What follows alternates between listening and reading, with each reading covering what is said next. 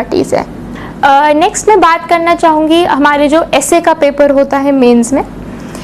ऐसे की अगर हम बात करें तो ऐसे बहुत ज़्यादा स्कोरिंग होता है, और अगर आपको एक आइडिया आ जाए कि एक प्रॉपर ऐसे कैसे लिखना है, आपके मेंस के मार्क्स इंक्रीज़ हो सकते हैं। तो ऐसे के लिए मैं ये बोलना चाहूँगी कि सबसे इम्पॉर्टेंट तो यही है, आप प्रैक्टिस करें। आप प्रीवियस ईयर क्वेश्चन पेपर्स को देखिए कि कौन से टॉपिक्स जनरली पूछे जाते हैं। जैसे मैंने ऑब्जर्व किया है कि आधे क्वेश्चंस फिलोसफिकल होते हैं, कुछ कोटेशंस दिए जाते हैं, और आधे कुछ करंट अफेयर्स बेस्ड हो सकते हैं।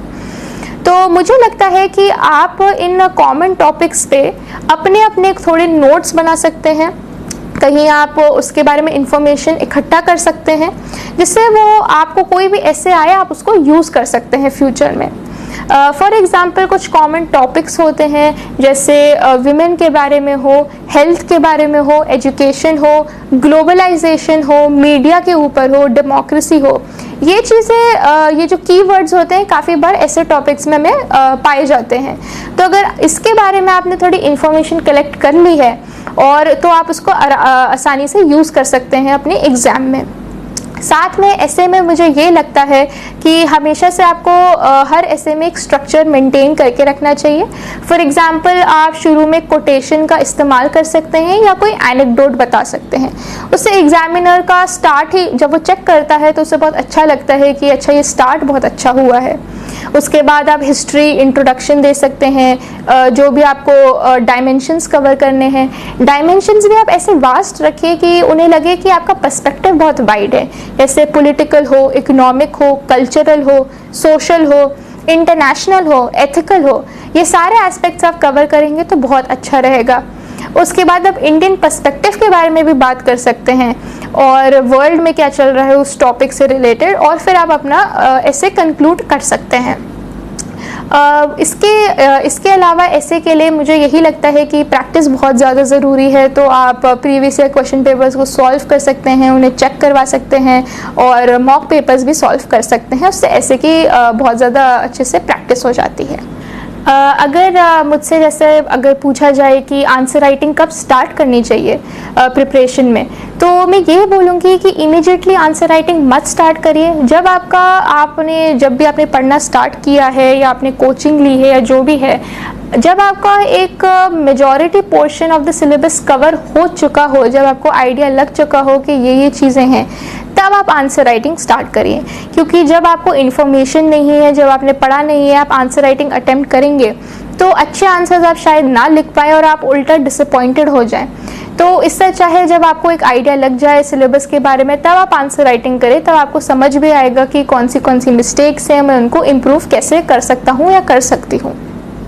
और आंसर राइटिंग के लिए सबसे इम्पॉर्टेंट यही है कि आप उनको चेक करवाएं, जिससे आपको परफॉर्मेंस के बारे में पता चले, और एक स्ट्रक्चर मेंटेन करके रखिए। दूसरी बात, आंसर राइटिंग में काफ़ी लोग ये भी पूछते हैं कि क्या हमें डायग्राम्स, फ्लो चार्ट्स हर आंसर में बनाने चाहिए या क्या करना चाहिए। तो ये क्वेश्चन मैं इस तरीके से आंसर करना चाहूँगी कि मुझे नहीं लगता है कि डायग्राम्स बहुत ज़्यादा नेसेसरी है। कुछ लोग वैसे करते हैं, बट मेरा एक्सपीरियंस ये रहा है कि कुछ चीज़ों में ही आप डायग्राम्स यूज़ कर सकते हैं। मैंने जैसे बहुत ज़्यादा डायग्राम्स नहीं बनाए थे मेंस के एग्ज़ाम में। मोस्टली जो मैंने डायग्राम्स बनाए थे वो ज्योग्राफी के पेपर में था, जैसे कोई फिजिकल ज्योग्राफी से क्वेश्चन हो, या एथिक्स के पेपर में कुछ फ्लो चार्ट के थ्रू हमें कुछ डिपिक्ट करना हो, या ऐसे में अगर कुछ इंडिया का मैप बनाना हो। बट ज़्यादा डायग्राम्स भी ऐसे नेसेसरी नहीं होते हैं। दूसरी बात, आंसर राइटिंग में ये भी लोग पूछते हैं कि हमें क्या पैराज में लिखना चाहिए या पॉइंट्स में लिखना चाहिए। तो मैं ये बोलूँगी कि मुझे लगता है जीएस पेपर्स में हमें पॉइंट्स में ही लिखना चाहिए, क्योंकि हमारे पास स्पेस भी काफ़ी कम होती है आंसर्स के लिए, और एग्जामिनर्स को इतने सारे पेपर्स चेक करने होते हैं। तो अगर सीधे पॉइंट टू पॉइंट आंसर लिखा गया हो तो उन्हें भी ईजी होता है चेक करने में। उन्हें लगता है कि ठीक है, जो भी कैंडिडेट है उसने टू द पॉइंट लिखा है, तो वो मार्क्स भी दे देता है। लेकिन अगर हम अपने ऑप्शनल की बात करें तो मुझे लगता है उसमें ज़्यादा पॉइंट्स का इस्तेमाल ना करें, क्योंकि वो थोड़े सब्जेक्टिव हो जाते हैं, स्पेशली जो आर्ट्स वाले सब्जेक्ट्स हैं, चाहे वो सोशियोलॉजी हो, पॉलिटिकल साइंस हो, एंथ्रोपोलॉजी हो, हिस्ट्री हो। मुझे लगता है ऑप्शनल के आंसर्स में आप पैराग्राफ्स में लिख सकते हैं।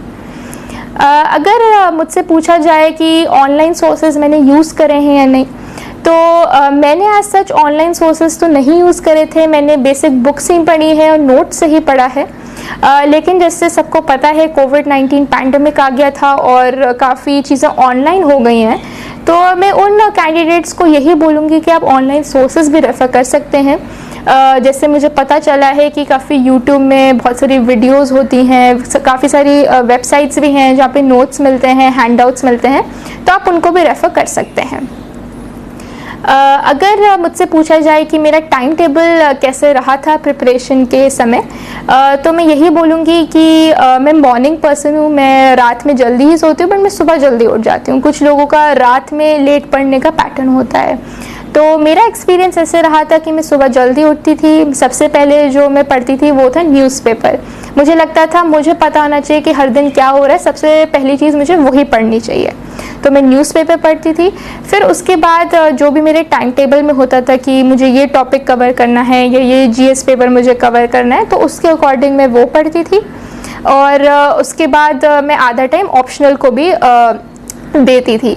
और उसको हमें सबसे इम्पॉर्टेंट है कि हमें जीएस और ऑप्शनल में भी अपने जो आवर्स होते हैं एक दिन में, उसको डिवाइड करना भी बहुत इम्पॉर्टेंट है, क्योंकि हम ऑप्शनल को भी इग्नोर नहीं कर सकते और जीएस को भी इग्नोर नहीं कर सकते हैं।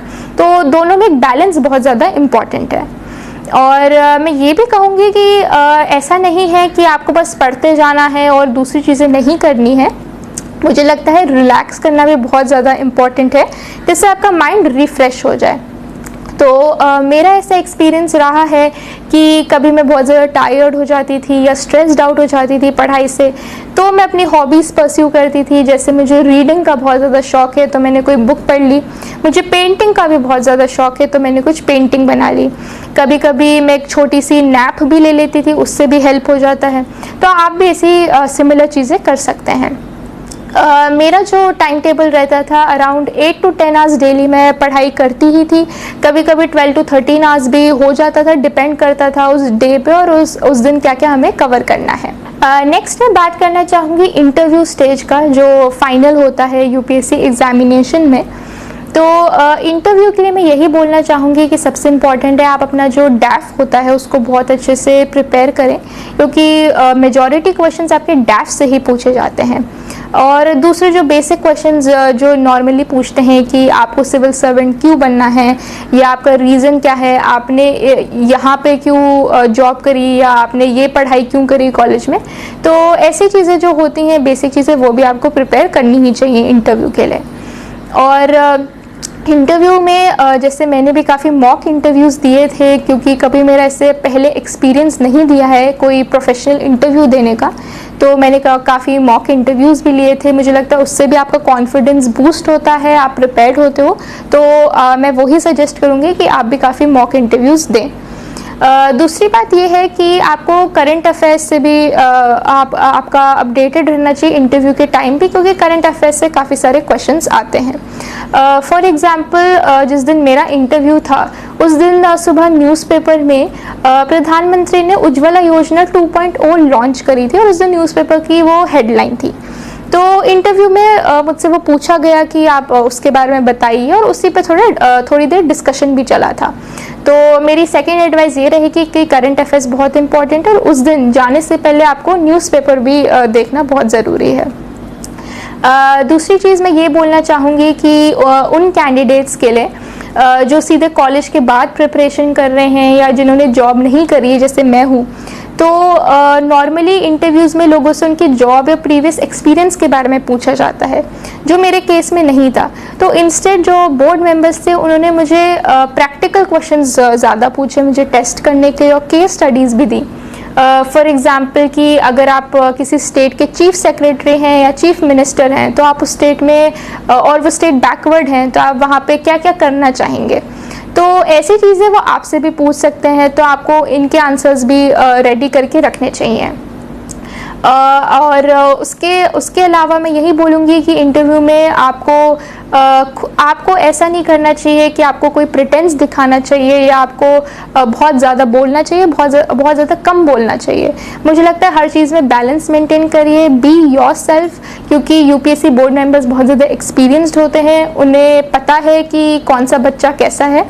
तो बी योर सेल्फ, आराम से काम कंपोज्ड होके कॉन्फिडेंस से आंसर करिए, और जो चीज़ नहीं आती है आप आराम से बोल सकते हैं कि सॉरी मैम और sorry sir, I do not know this question. और मेजॉरिटी ऑफ द टाइम्स आपके डैफ से ही पूछा जाता है, तो वो सबसे प्रिपेयर करना ज़रूरी है। और दूसरी बात मैं ये बोलना चाहूँगी कि मैं अपना इंटरव्यू एक्सपीरियंस शेयर करना चाहूँगी। जैसे मेरे इंटरव्यू में भी मुझसे डैफ से क्वेश्चंस पूछे गए थे। फॉर एग्जांपल मेरी हॉबी के बारे में पूछा गया था, पेंटिंग के बारे में। फिर मेरे ऑप्शनल से भी क्वेश्चंस पूछे गए थे जो political science and international relations है, तो जो करंट में उस टाइम जैसे चल रहा था वो मुझसे पूछा गया था। फिर जैसे मैंने आपको बताया उज्ज्वला योजना के बारे में पूछा गया था। फिर मुझसे प्रैक्टिकल क्वेश्चंस पूछे गए थे, केस स्टडीज़ दी गई थी। तो ऐसे बेसिक क्वेश्चंस पूछे गए थे। और मैं यही बोलना चाहूँगी कि जब आप इंटरव्यू दे रहे हैं तो काफ़ी डरे मत, आपको अपना कॉन्फिडेंस मेंटेन करना चाहिए, क्योंकि बोर्ड मेंबर्स भी काफ़ी सपोर्टिव होते हैं। और अगर आपको कुछ आ भी नहीं रहा होता है, याद नहीं आ रहा होता है, वो आपको क्लूज़ देते हैं, आपको हेल्प करते हैं उस टाइम।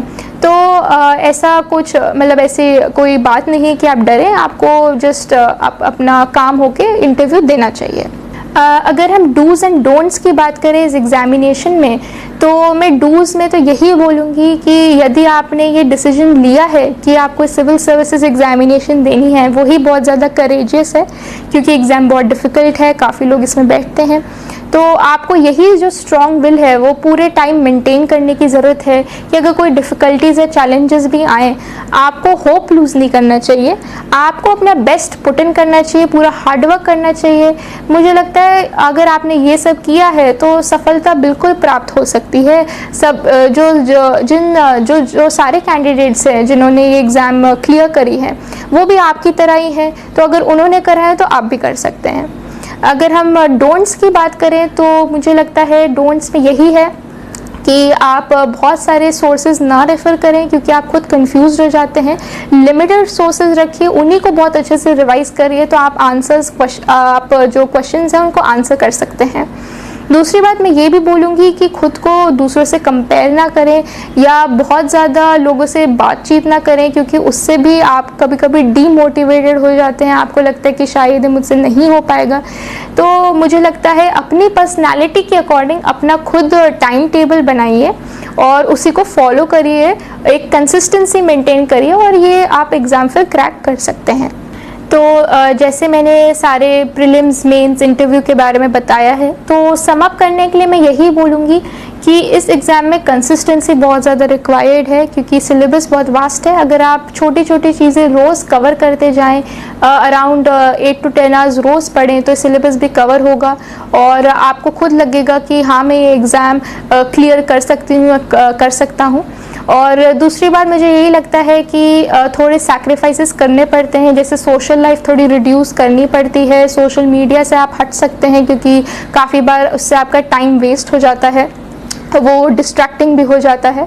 और साथ में आपको डिसिप्लिन मेंटेन करने की ज़रूरत है, क्योंकि अगर आप डिसिप्लिन नहीं रहेंगे, एक टाइम टेबल या एक टारगेट फॉलो नहीं करेंगे, तो थोड़ा डिफ़िकल्ट हो जाता है कि ये एग्ज़ाम क्लियर करने में। और दूसरी बात यह है कि आपको पेशेंस रखने की भी ज़रूरत है, क्योंकि इस एग्ज़ाम में पढ़ने में ही बहुत ज़्यादा टाइम लगता है, एग्ज़ाम देने में भी बहुत ज़्यादा टाइम लगता है, जो 3 फेजेस में डिवाइडेड है, तो पेशेंस भी बहुत ज़्यादा इम्पॉर्टेंट है। तो मुझे लगता है यदि आप अपना बेस्ट पुट इन करेंगे, अपना हार्ड वर्क देंगे, तो आप ज़रूर सफलता प्राप्त करेंगे। एंड मैं सारे कैंडिडेट्स को यही बोलना चाहूँगी, ऑल द बेस्ट।